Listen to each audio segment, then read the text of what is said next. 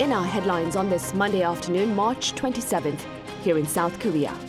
North Korea launches 2 short-range ballistic missiles into the East Sea early Monday morning, as South Korea and the US conduct an amphibious landing exercise just days after their largest combined military drills in 5 years. Meanwhile, the heads of South Korea's overseas diplomatic missions are meeting here in Seoul, starting this Monday to discuss the administration's sales diplomacy aimed at boosting the country's exports amid slowing global demand. Beyond borders, Ukraine denounces Russian President Vladimir Putin's plans to station tactical nuclear weapons in neighboring Belarus and demands an emergency meeting of the United Nations Security Council to further address Putin's intentions and more. We begin with news of additional acts of aggression by North Korea. Earlier on this Monday morning, the regime launched short-range ballistic missiles into the East Sea. Here's our defense correspondent, Kim Hyun-sun. North Korea fires another ballistic missile off to the East Sea, just 8 days after their latest ballistic weapons test. South Korea's military and Japan's Coast Guard detected 2 fresh rounds of ballistic missiles fired off to the East Sea at around 7:47 a.m. to 8 a.m. Reports say that the missiles flew at least 350 kilometers and reached a maximum altitude of 50 kilometers. South Korea's Joint Chiefs of Staff said that they're keeping an eye out on the situation for more details and keeping guard for any possible extra launches. These latest missile launches follow a series of recent tests by North Korea as tensions remain high on the peninsula. North Korea has been escalating its weapons testing, while the Seoul-Washington allies have been increasing their combined field exercises. In fact, this week, 2 significant events are taking place. The Sangnyong drill, the largest amphibious landing exercise in 5 years, and the arrival of one of the largest American warships, the U.S.-deployed Nimitz-class aircraft carrier in Busan. The U.S. is also set to deploy nuclear-capable strategic assets to the Korean peninsula for some of the upcoming field exercises, a move which has been met with unhappiness from North Korea. Kim Hyun-sun, Arirang News. Staying on the regional front, the heads of South Korea's overseas diplomatic missions are here in Seoul, partaking in an annual meeting starting on this Monday. According to the Foreign Ministry, over 160 South Korean ambassadors and consuls general are here for the 5-day event this year, focused on promoting sales diplomacy. Overall, the annual gathering seeks to share the Yoon administration's philosophy on state affairs and its direction of foreign policy. It's also the first gathering of its kind in person in 4 years, given the earlier pandemic restrictions on traveling and gathering. Ukraine's defense authority has denounced Russian President Vladimir Putin's intentions to move nuclear weapons into neighboring Belarus, declaring it would render the country Belarus a nuclear hostage. Our Lee has the latest. According to the head of Ukraine's National Security and Defense Council, Alexei Danilov, in a tweet on Sunday, Russia has made a nuclear hostage out of Belarus and taken a step towards the internal destabilization of the country. This comes after Russian President Vladimir Putin announced the moving of tactical nuclear weapons into Belarus. Danilov also said the move maximizes the level of negative perception and public rejection of Russia and Putin in Belarusian society. The Ukrainian Foreign Ministry also criticized the Kremlin's decision, calling on Belarus to prevent the deployment of nuclear weapons in the country, which it said would be in violation of its obligations under the Treaty on the Non-Proliferation of Nuclear Weapons. It added that such a move will further turn Belarus into a hostage of the Kremlin and have catastrophic consequences for its future. However, Putin argues that the U.S. has placed nuclear weapons in a number of countries and that what Russia is doing is nothing different. He also said that Moscow has also handed over the Iskander missile systems to Belarus, which can be used to launch nuclear weapons. Russia plans to complete the construction of a special storage facility for tactical nuclear weapons in Belarus by July 1st and begin training crew next week. But when it comes to actual nuclear weapons, Washington says there's no indication that Russia has moved weapons into Belarus just yet. And according to National Security Council spokesman John Kirby on Sunday, there are no signs that Putin is actually planning to use nuclear weapons against Ukraine. I can tell you that we've seen nothing that would indicate Mr. Putin is preparing to use tactical nuclear weapons in any way whatsoever in Ukraine. And I can also tell you that we haven't seen anything that would cause us to change our own strategic nuclear deterrent posture.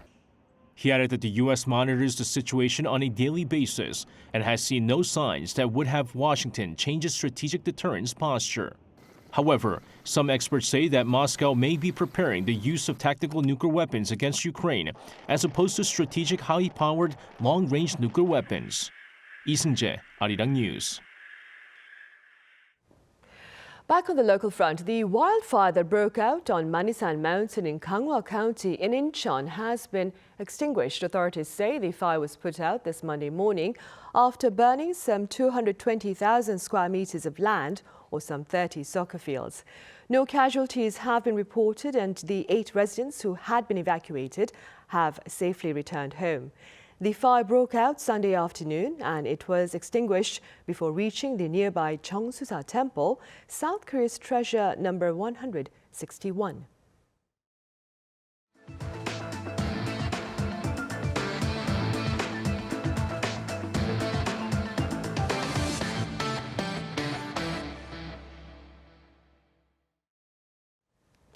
The cost of dining out had been on a decline in recent months, up until February, that is. Now, prices last month stayed unchanged from January, raising concerns that they may bounce back up again. My colleague Lee Kyung-in has details. These days, there's only so much you buy at a restaurant with 10,000 Korean won, or roughly $8. In the South Korean capital, Seoul, that's not enough for a portion of the cold noodle dish, naengmyeon or bibimbap, the prices of which rose once again last month after already exceeded 10,000 won in January. The prices of groceries like ice cream, snacks, and bottled water, as well as deliveries, all soared. This comes as the restaurant price index in February, according to Statistics Korea released on Sunday, surged by 7.5% on year.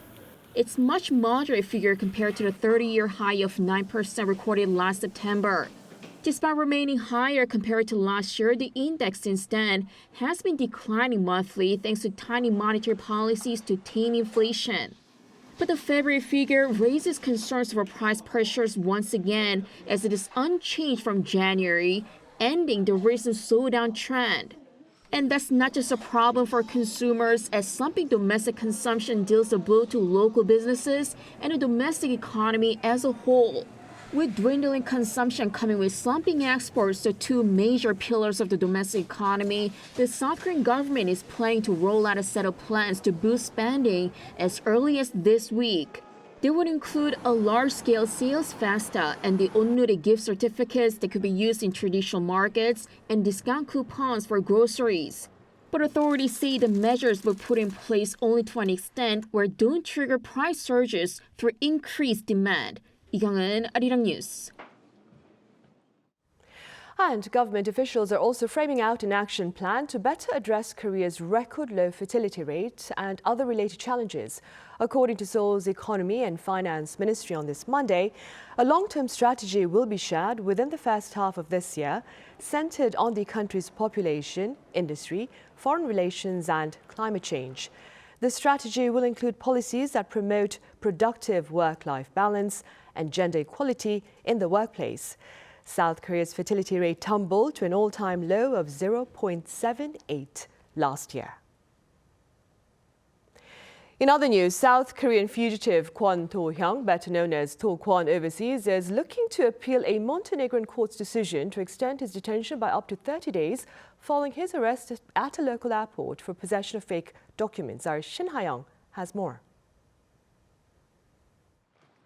Following the arrest of Terraform Labs co-founder Do Kwon in Montenegro last Thursday for allegedly traveling with falsified documents, the Montenegrin prosecutor's office made an application to the court to extend Kwon's detention before the 72-hour detention period expired. The court ordered that Kwon can be detained for up to a further 30 days. Local media sources say the extension was granted as the court considered Kwon a flight risk due to him being a foreign national whose identity could not clearly be confirmed. In response to the order, Kwon's lawyer filed an appeal against the decision, claiming that he had been deprived of the right to defend himself as Korean interpretation had not been provided. Do Kwon is now expected to first face trial in Montenegro rather than in South Korea or the United States, where he is wanted for fraud related to the multi-billion-dollar collapse of two digital currencies last year. And with his detention extended, as well as his appeal, it's even less clear whether Kwon will be extradited to South Korea to face charges. Meanwhile, after Kwon was charged with fraud by U.S. prosecutors, foreign media outlets put Kwon and the crash of the Terra stablecoin and its sister coin Luna in 2022 under the spotlight. AFP described Kwon as a disgraced fugitive, reporting that experts has long pointed out Kwon's model was fundamentally flawed, with some outright calling it a Ponzi scheme. The Washington Post also covered Kwon's story with an analysis of how he became a fugitive. 신하영, Arirang News. Meanwhile, this past weekend here in capital Seoul, thousands of people adorning their white Taekwondo attire came together to mark the sport's anniversary and to set a fresh world record. Our Lee Soo-jin was there. Over 12,000 people have gathered together to celebrate a monumental day. They've all donned their white toboks, or Taekwondo uniforms, to mark the 5th anniversary of the sport being officially designated as a national sport of South Korea. Saturday's event was hosted by Kukkiwon, also known as the World Taekwondo Headquarters. Taekwondo is not just a sport, it's sports diplomacy, and it adds tremendous value to the industry, culture and tourism. I hope that this Taekwondo event will unite people and open a world of peace. The legislation to designate Taekwondo as a national sport in the nation was passed with an overwhelming majority at the National Assembly in 2018. Taekwondo is the only domestic sport to be awarded this designation by law. To commemorate the 5th anniversary, masses of people came together to break the previous Guinness World Records title for the largest Taekwondo display. That display included a little over 8,000 participants, but a whopping 12,263 people partook in Saturday's event. So I wanted this to be the final exciting thing that I did in Korea. Getting to see everybody participate and come together as one to do the event, it's really cool. And the participants demonstrated taeguk il장, the first and the most basic of the 8 taeguk moves, to show that the world can become one through Taekwondo. The pumse, or form of taeguk il장, can also be easily mastered by beginners as it requires only a small exertion of force. The renowned Kukkiwon demonstration team wowed the crowd with their celebratory performance consisting of athletes twisting in the air and mind-boggling large-scale kicks. He threw one of the people up and he kicked the board when it was really high up. That's something it's insane, it's crazy. Attendees and participants alike were able to witness firsthand how people from various different backgrounds and places can be brought together to embody the event's theme of being united as one under Taekwondo, South Korea's national sport. Lee Soo-jin, Arirang News. Right, and beyond Seoul, we share with you the sights and sounds of spring currently shaping the southern part of the country, where Korea's largest cherry blossom festival is underway. Our Song Yoo-jin has some of those scenes. Cherry blossoms spring to life. One of the best ways to enjoy this epic springtime scenery is by visiting the annual Jinhae Gunhangjae Festival taking place in the Jinhae district in Gyeongsangnam-do province. The country's biggest cherry blossom festival is back in full swing for the first time in 4 years due to COVID-19. Though flowers are not in full bloom yet, this gorgeous sea of white and pink, made up by some 360,000 king cherry trees, draws an endless crowd. People here are taking photographs and just enjoying themselves under these cherry blossom trees. Because this is the first cherry blossom season without any virus restrictions, the festival forecasts an all-time high of 4.5 million visitors to visit, both from near and far. I decided to take a look around first because I expect not only local residents but lots of people from all across the country to come. I want to guide them when they visit. It's our dream to see the cherry blossom, the Sakura festival, since we are little. We got engaged and married last year, so this is part of our honeymoon. Well, since we just got here, we cannot wait to take pictures and enjoy the... But it's just the beginning of the flower party. Flowers start bursting and reaching peak bloom from the south of the country. Spring flowers this year, including forsythias, cherry blossoms, and azaleas, are blooming 5 to 10 days earlier than last year. This is due to higher than usual temperatures, levels we've seen in mid to late April the year before. This means peak bloom, which is when 80% of the flowers are open, will happen much earlier this year. As for here in Jinhae, last year, flowers reached their peak on March 31st, so the local weather station predicts peak bloom to be earlier than that this year. Sometime before April 3rd, when the Gunhangjae Festival comes to an end. So if you want to have some cherry blossom fun this year, it'll be a good idea to start planning now. 송유진, Arirang News, Jinhae. Meanwhile, corporate Korea is seeking to better commit to efforts aimed at easing our carbon footprints and ensuring a sustainable society by actively incorporating the practice of recycling in its production process. Our Incheon, that is, shows us how. These recycled plastic water bottles have been cleaned and broken down into small pieces. A high-temperature procedure first turns the pieces of plastic into thin fiber-like strings, then into even smaller grain-like particles. This material, created from melting plastic waste, has now become an essential part of making smartphones. Samsung Electronics has been increasing its use of recycled materials, like fishing nets and plastic bottles, for parts in their phone manufacturing process. For their latest smartphone, the Galaxy S23 Ultra model, up to 12 parts were made from recycling such plastic waste. Samsung Electronics say their goal is to make 100% of their plastic parts from recycled materials by the year 2050.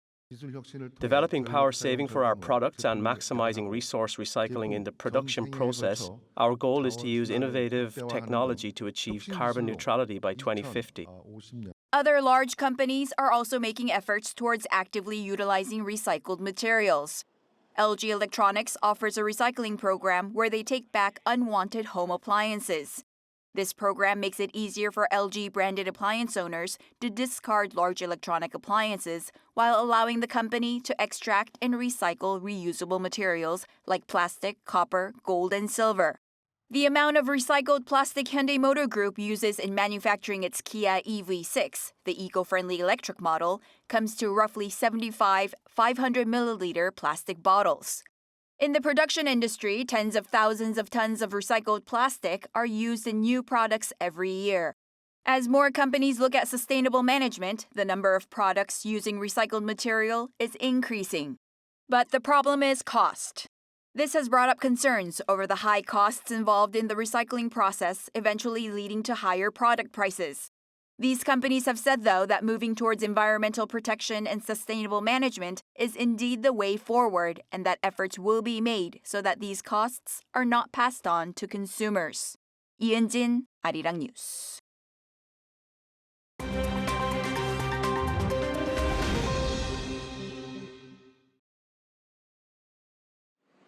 Let's take a look at what's going on in the world now. In the United States, President Joe Biden has declared a state of emergency following a deadly tornado that tore through 2 states.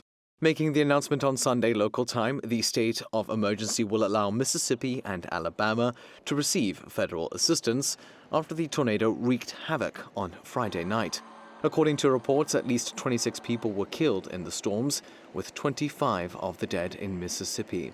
Hundreds of buildings in both states were damaged, while the town of Rolling Fork, Mississippi was completely flattened along the 274-kilometer-long path of destruction.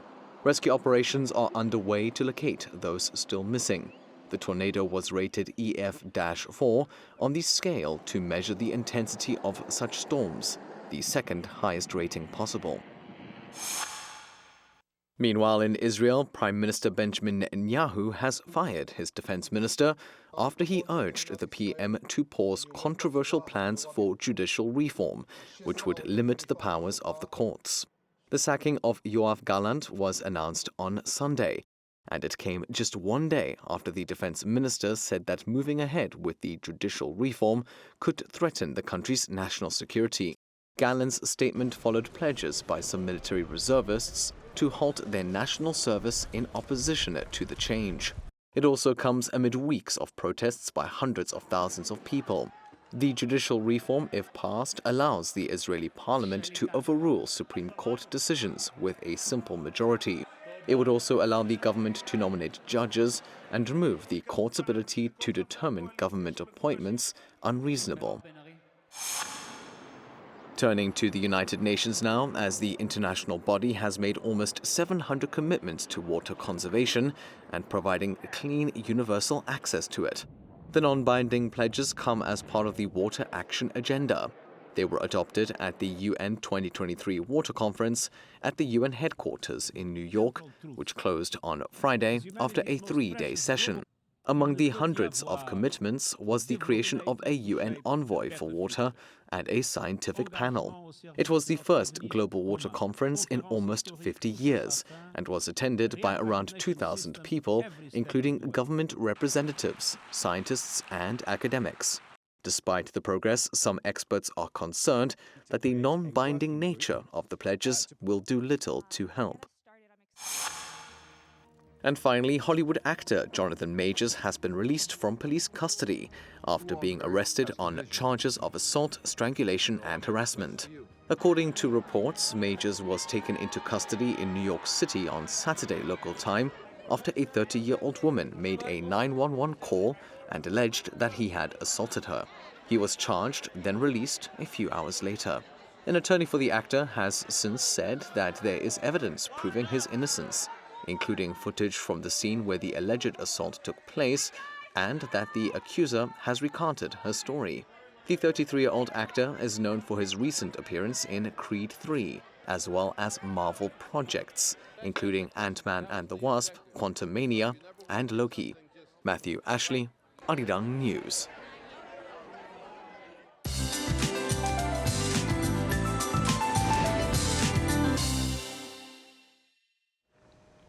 Good afternoon.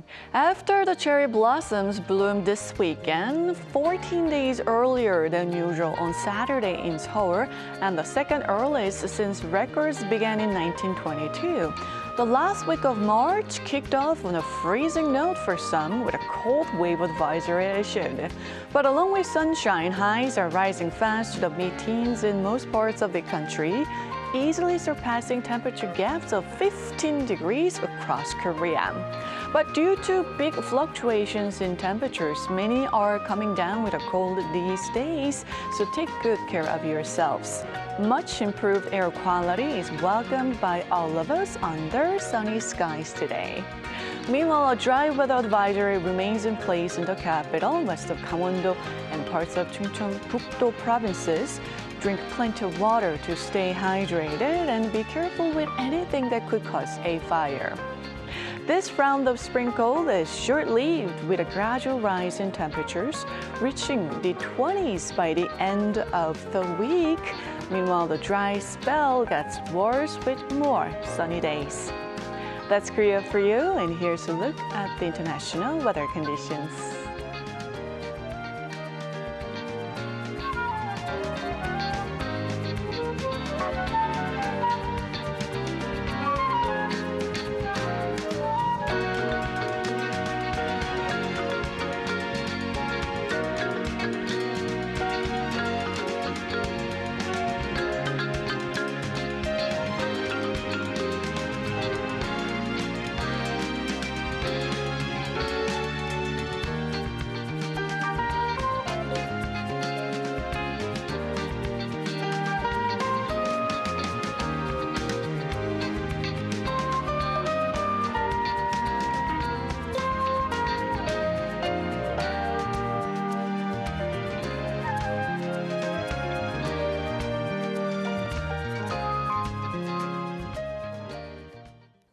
Right, that ends our Monday afternoon newscast. But do stay with us for our panel session coming up next. Thank you for now.